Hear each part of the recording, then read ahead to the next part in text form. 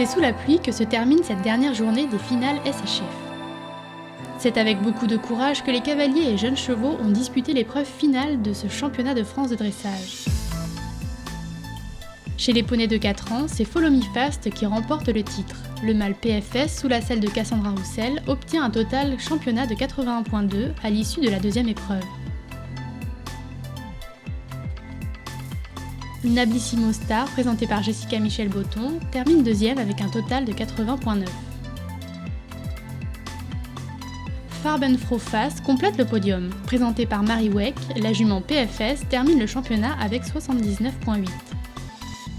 Dazzling Kid d'Arbor devient champion des poneys de 6 ans. Monté par Margot Madère, le Hongre obtient un total championnat de 78.1.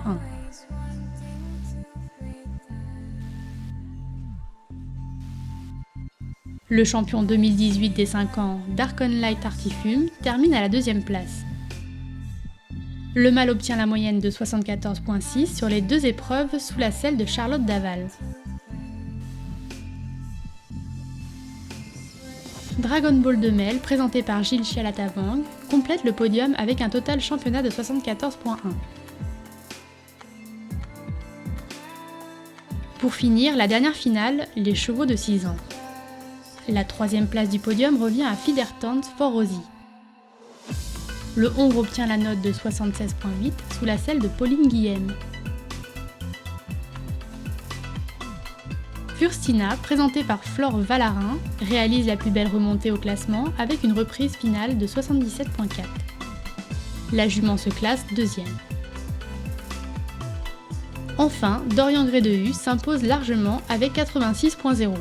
Le double champion de France 2017 et 2018 s'offre le dernier titre SHF possible et s'inscrit comme le meilleur cheval de ces 3 dernières années dans les différentes catégories.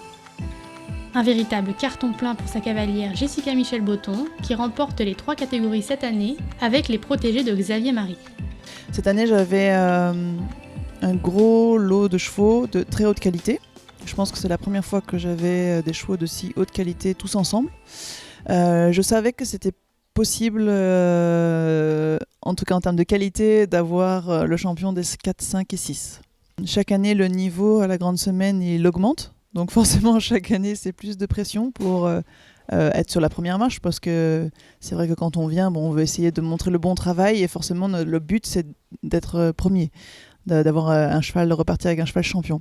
Eh bien, c'est chose faite. Le talent, la qualité, le travail, forcément, on aimerait connaître le secret de cette exceptionnelle réussite. D'abord, bien sûr, c'est une équipe. Ça peut pas que moi. Il y a les entraîneurs qui sont très très importants. Hans-Heinrich Meyer-Tuchtron et Ariane Pourtavaf.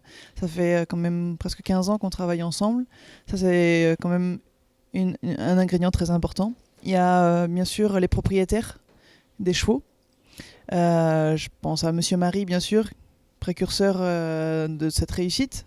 Mais je pense aussi aux autres propriétaires comme le Harad Malray, comme Monsieur Delso, BD Horse, GB Sport Horse, Star Horses. Voilà. Donc il y avait quand même... il y a plein de gens qui gravitent autour. Il y a aussi les grooms, les cavaliers qui montent avec moi toute l'année, mais aussi des amis qui sont le soutien, parce que c'est pas si facile de monter beaucoup de chevaux. Il faut un soutien. Et donc toutes ces personnes, c'est un peu une grande famille, je dirais. Et bien sûr, les chevaux, les chouchous. Et les chouchous, cette année, ils étaient de très haute qualité. Il fallait être à la hauteur des chouchous. Des jeunes talents, de plus en plus nombreux depuis la fin d'exclusivité pour le Haras de Hus, fin 2017. Pour moi, c'est bien sûr différent comme gestion, mais c'est très enrichissant. Je suis vraiment très contente. C'est une belle ouverture pour moi d'avoir différents propriétaires. Je trouve que le cadre de la famille est encore plus grand et ça pousse encore plus à réussir et à devenir meilleur. Et c'est un énorme soutien d'avoir plusieurs propriétaires. De voir briller ces jeunes élèves sous la selle de la cavalière internationale, forcément on se prend à rêver. De par sa tragique expérience avec le regretté Don Juan de Hus, la cavalière garde les pieds sur terre. C'est vrai que les Jeux Olympiques à Paris en 2024, c'est quand même quelque chose, forcément. C'est notre nation, c'est sur place. C'est sûr que ça donne envie. Voilà.